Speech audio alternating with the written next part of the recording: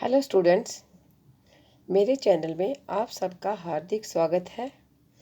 आज की इस वीडियो के अंतर्गत मैं आपको रचना के आधार पर वाक्य भेद समझाऊंगी। हिंदी व्याकरण बहुत ही सरल है, इसमें कुछ भी ऐसा नहीं है जो रटने वाला है। और मेरी इस अपनी वीडियो में कोशिश होती है कि मैं आपको सरल शब्दों में समझाऊं और सरल उदाहरणों द्वारा बात को स्पष्ट करूं। बच्चों, जब हम हिंदी व्याकरण में वाक्य रचना करते हैं तो वाक्य रचना के आधार पर हिंदी में वाक्य के 3 भेद हैं: सरल वाक्य, संयुक्त वाक्य एवं मिश्र वाक्य। परीक्षा में आपसे वाक्य का भेद भी पूछा जाता है। कोई वाक्य दे दिया जाता है और पूछा जाता है भेद बताइए। और दूसरा प्रश्न ये होता है कि एक वाक्य को दूसरे वाक्य में परिवर्तित कीजिए। आज की इस वीडियो के अंतर्गत हम इस विषय पर विस्तार से चर्चा करेंगे। सबसे पहले जान लेते हैं सरल वाक्य कौन से होते हैं। वे वाक्य जिन वाक्यों में एक ही क्रिया होती है, एक कर्ता होता है और एक क्रिया होती है, और इन वाक्यों में कर्म एक से अधिक हो सकते हैं लेकिन क्रिया एक होगी। देखिए, जैसे गंगा हिमालय से निकलती है, नागपुर के संतरे बहुत मशहूर है, धूप निकली हुई है। एक एक काम हो रहा है इन वाक्यों में, वर्षा हो रही है। ऐसे वाक्य जिनमें एक ही क्रिया के होने का पता चले, वे वाक्य जो है सरल वाक्य के अंतर्गत आएंगे। अक्सर ये वाक्य छोटे छोटे होते हैं, स्वतंत्र होते हैं। कई बार ये वाक्य लंबे भी हो सकते हैं लेकिन उसमें भी क्रिया एक ही होगी। जैसे लड़के के पास 2 पेंसिलें, 2 कॉपियाँ और 2 किताबें हैं। इस वाक्य में भी एक ही क्रिया है, इसलिए ये सभी वाक्य सरल वाक्य के अंतर्गत आते हैं। दूसरा हमारा भेद है संयुक्त वाक्य। संयुक्त वाक्य वे वाक्य होते हैं जिसमें 2 या 2 से अधिक सरल वाक्यों को योजक से जोड़ा जाए। देखिए, अमेरिका के राष्ट्रपति भारत आए और ताजमहल देखने गए। ये 2 अलग अलग वाक्य हैं, सरल वाक्य, जिनको योजक से जोड़ दिया गया है, और योजक से जोड़ने के कारण ये पूरा वाक्य जो है हमारा संयुक्त वाक्य हो गया है। उसी प्रकार, मैं खेलने अवश्य आता लेकिन मेरे पैर में चोट है। लेकिन ये और लेकिन इसलिए ये वाक्यों को जोड़ने का काम कर रहे हैं। जब 2 या 2 से अधिक सरल वाक्यों को योजक शब्द से या योजक चिन्ह से जोड़ा जाए तो वे वाक्य जो है संयुक्त वाक्य हो जाएंगे। इसके लिए बच्चों, आपको इन शब्दों को भी याद रखना होगा, जैसे और, तथा, एवं, या, अथवा, परंतु, लेकिन, इसलिए, क्योंकि, किंतु। ये शब्द हैं जो 2 वाक्यों को जोड़ने का काम करते हैं। कई बार इन शब्दों को ना लगाकर एक अर्धविराम लगा दिया जाता है, उससे भी 2 वाक्यों को जोड़ा जा सकता है। और इसके साथ साथ अगर ये शब्द 2 शब्दों को जोड़ने का काम कर रहे हैं, और जैसे मोहन और सोहन 2 मित्र हैं, तो जब ये शब्द 2 शब्दों को जोड़ने का काम कर रहे हैं तब वे वाक्य जो है सरल वाक्य हो जाएगा। लेकिन जब ये शब्द 2 वाक्यों को जोड़ेंगे, 2 सरल वाक्यों को जोड़ेंगे, तब वह वाक्य संयुक्त वाक्य हो जाएगा। तीसरा हमारा भेद है मिश्र वाक्य। बच्चों, जो मिश्र वाक्य होते हैं इसमें 2-2 उपवाक्य होते हैं जिनको किसी न किसी योजक से जोड़ा जाएगा। देखिए, ये दोनों वाक्य नहीं हैं, उपवाक्य हैं।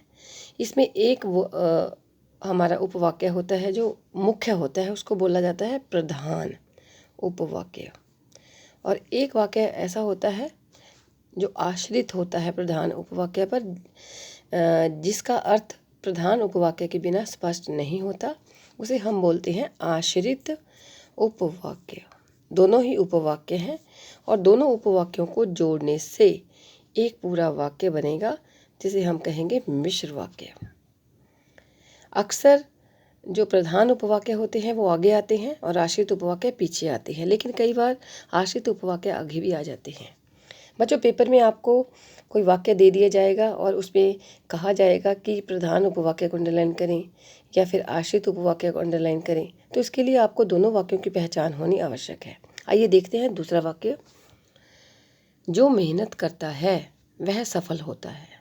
इसमें वह सफल होता है, ये हमारा प्रधान उपवाक्य है। वह सफल होता है जो मेहनत करता है। तो आश्रित उपवाक्य को ढूंढने की एक और आसान सी पहचान यह भी है कि उसमें कोई योजक आगे लगा होगा। किसी वाक्य के आगे अगर योजक लगा है, जो मेहनत करता है, कि आज हम घूमने जाएंगे, तो ये जो हमारे उपवाक्य हैं वो आश्रित उपवाक्य के अंतर्गत आते हैं। वह जहाँ भी जाती है वहाँ अनेक मित्र बनाती है। इसमें आगे वाला वाक्य प्रधान उपवाक्य है और पीछे वाला वाक्य आश्रित उपवाक्य है। और दूसरा प्रश्न बच्चों ये भी आता है कि एक वाक्य को दूसरे वाक्य में परिवर्तित कीजिए। अब इसमें क्या करना है हमें? जैसे पहला वाक्य है, वह जाकर सो गया। ये सरल वाक्य है, इसको संयुक्त वाक्य में बदलिए। तो संयुक्त वाक्य में आपको दो वाक्य चाहिए और योजक चाहिए। अब इसको थोड़ा बड़ा करके लिखेंगे हम लोग। इसमें दो क्रियाएं हैं। जाकर, यहाँ जाकर क्रिया जो है पूर्वकालिक क्रिया है जो हो चुकी है। वह जाकर सो गया, इसे हम कहेंगे वह गया और सो गया, तो हमारा संयुक्त वाक्य हो जाएगा। दूसरा देखिए, मिश्र वाक्य कैसे बना सकते हैं। चोरी करने वाला पकड़ा गया। वह व्यक्ति पकड़ा गया जिसने चोरी की थी। इसमें जिसने लगा देंगे हम लोग। तो इस तरह से हम एक वाक्य को दूसरे वाक्य में परिवर्तित कर सकते हैं। इसके लिए अगर आपको कोई शब्द लगाने पड़े अपनी ओर से तो आप लगा सकते हैं। तीसरा जो हमारा वाक्य है, देखिए, वह बाजार गया और सब्जियां लाया। इसमें दो सरल वाक्य हैं अलग अलग से और एक संयुक्त वाक्य है। अब इस संयुक्त वाक्य से हमने बनाना है सरल वाक्य। वह बाजार गया और सब्जियां लाया, इसको हम एक बना देंगे। वह बाजार जाकर सब्जियां लाया। जाकर हो जाएगा, इसका पूर्वकालिक क्रिया हो जाएगी, अंत में एक ही क्रिया आएगी। इसलिए इस प्रकार आप एक वाक्य को दूसरे वाक्य में परिवर्तित भी कर सकते हैं। बच्चों, जो मिश्र वाक्य होते हैं इसमें कहा जाता है कि आश्रित उपवाक्य को अंडरलाइन करें और उसका भेद बताएं। जैसे हमने इसमें किया है, तो आपको पहचान हो गई है कि आश्रित उपवाक्य कैसे ढूंढा जाता है। अब इसके भी भेद बताने हैं। तो वो भेद कौन कौन से हैं, आइए हम आगे बढ़ते हैं। आश्रित उपवाक्य के 3 भेद होते हैं।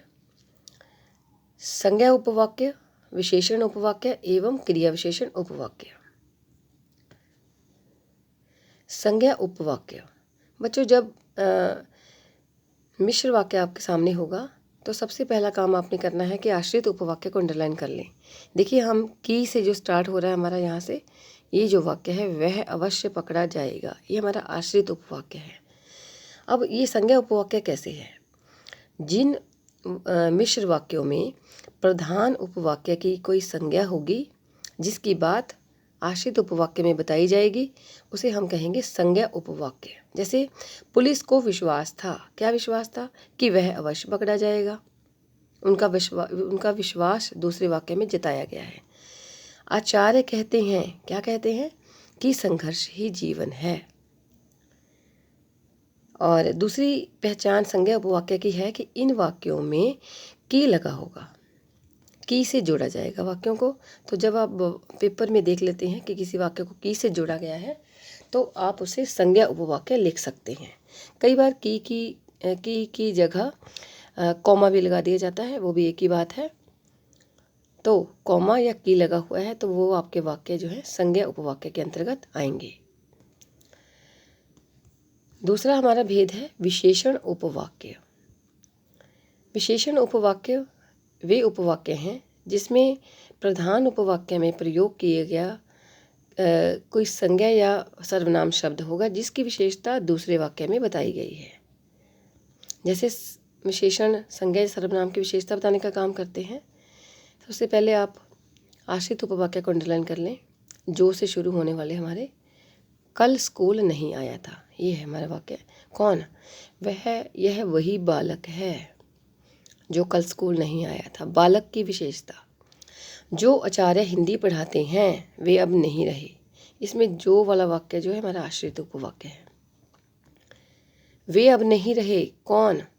जो आचार्य हिंदी पढ़ाते हैं।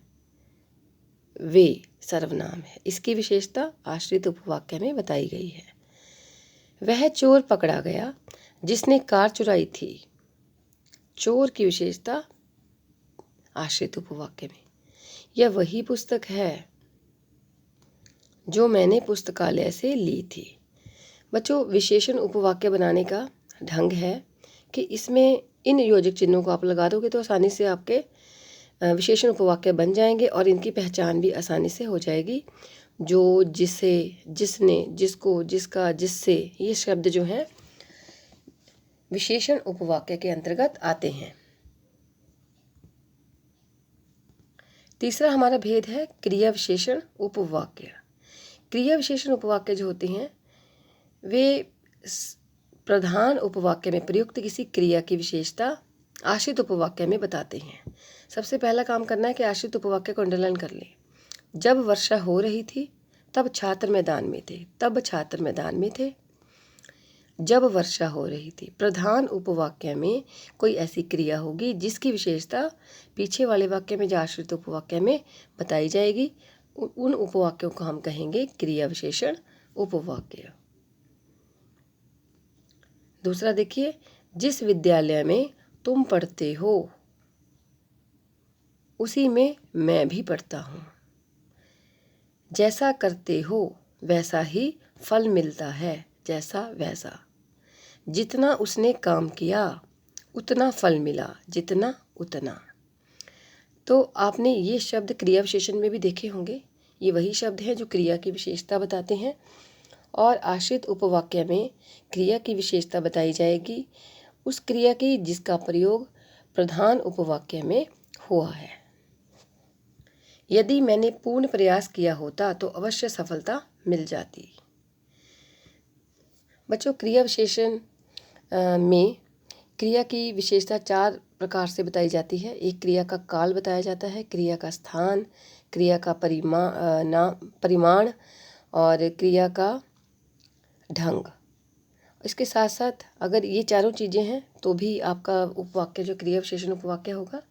और दूसरी पहचान है कि अगर आपने ये शब्द देखे हैं, ये शब्द भी आ जाएंगे इसमें। जब तब, जब तब, जैसा वैसा, जितना उतना, ये शब्द आ जाएंगे।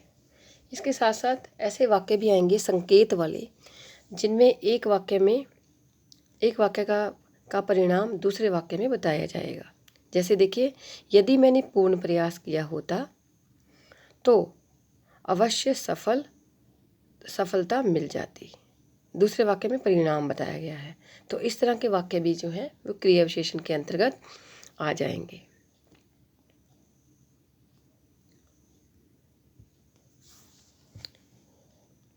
धन्यवाद बच्चों। मुझे पूर्ण आशा है कि आपको रचना के आधार पर वाक्य भेद समझ आए होंगे। फिर भी अगर किसी तरह की कोई समस्या है तो आप कमेंट बॉक्स में मुझे लिख सकते हैं, मुझे अच्छा लगेगा। और बच्चों, इस वीडियो को लाइक करें, शेयर करें और अगर आपने मेरे चैनल को सब्सक्राइब नहीं किया है तो सब्सक्राइब भी ज़रूर करें।